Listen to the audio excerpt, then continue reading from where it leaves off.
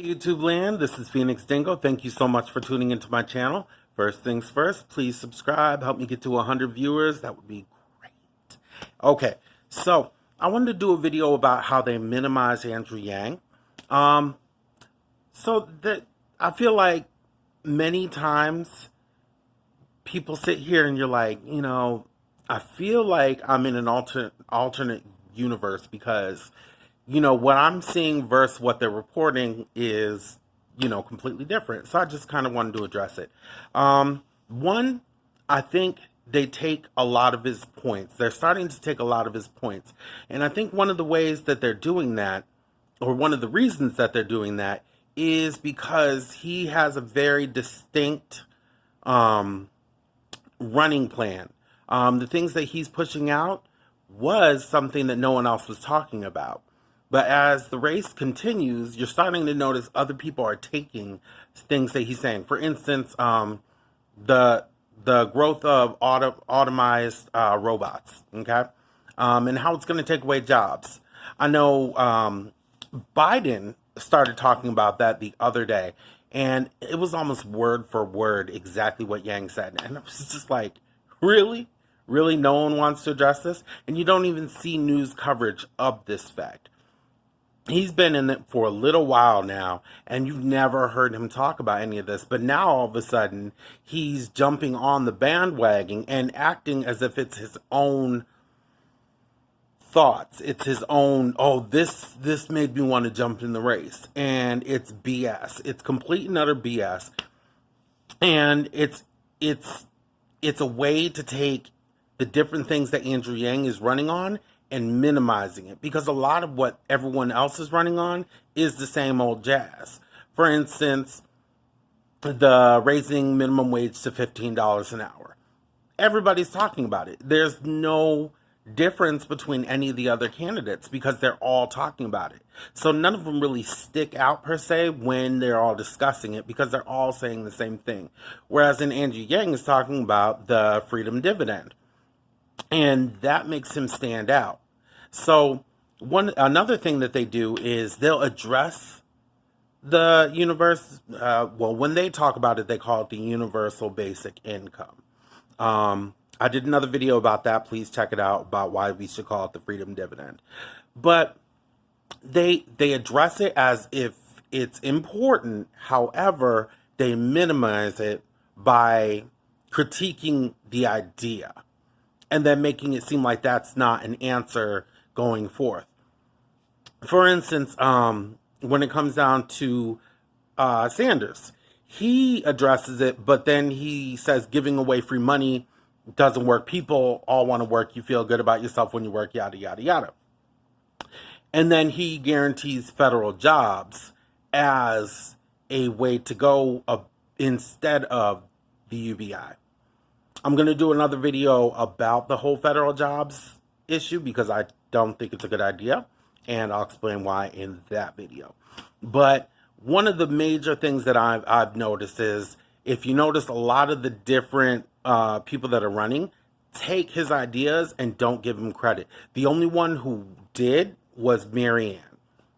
She took on the freedom dividend and she gave credit to Andrew Yang. But the rest of them, they kind of took it and pretended like it was their idea. And what that does is take away the distinction of Andrew Yang as a candidate. It's low down and dirty, but they're doing it. Okay, number two, the media buries him with the other candidates. Basically, as we've all noticed, anytime they start talking about the different candidates, or they put up different pictures and whatnot of the different candidates, either Andrew Yang is missing or he's at the very bottom. Like they try and bury him so that he's not really a presence. You don't see him, and it sends almost like an unconscious message, subliminal message to people that he really isn't a contender for the position. If he's there, he's just kind of there, but he's not a serious candidate. He's not really a threat to any of the other candidates, and they undermine the legitimacy of his candidacy. And it's it's unfortunate. All right, the next one, moving on. Sorry, just trying to make sure I get them all in. I have a very limited recording space on my phone. I'll upgrade later. All right, they give him less time. In the debates, which was quite obvious, he got like the smallest amount of time. It was ridiculous. The first time, I think he got, what was it, a minute and 15 seconds or something like that? Like, they really minimize the amount of time that he gets to speak about his different issues, which kind of limits him to the one main policy that he has, which is the freedom dividend. But he hasn't really gotten much chance to speak about all the other 150, I think it is, points that he has on his website. He's got so many different things that he has to offer as a candidate, and he's been limited to the freedom dividend because they limit his time. And that makes him seem like a one-trick pony. And some people could be like, hey, if he gets in, is this all he has to offer? Because not everyone is going to go do research. Not everyone is going to go on his site and read through all of the different issues. And so if they're only confined to watching a debate, which he's only going to get 1 minute, yeah, he's going to look like he doesn't have very much to offer, when really he has a lot that makes sense. It's comprehensive. So that's another way that they minimize him. They also give him less news time when he's getting his interviews. You notice he'll get 15, 20 minutes. Other candidates will get 45 minutes. So that's another thing that I don't notice. And then the next point I would say is focus and control when it comes down to the candidate's narrative. One thing that I have noticed is they focus on other candidates and their positives, whereas in Andrew Yang, they either present it as a positive but then discredit him, or they just don't talk about him at all. And then, for instance, Joe Biden is the main person who could beat Trump. However, Joe Biden's main people that follow him are all Democrats, whereas in Andrew Yang is getting people from all of the platforms. They're all thinking about switching over. Not thinking, they have switched over. If you look at a lot of YouTube videos, or there's so many different types of people that believe in his vision. They don't talk about that.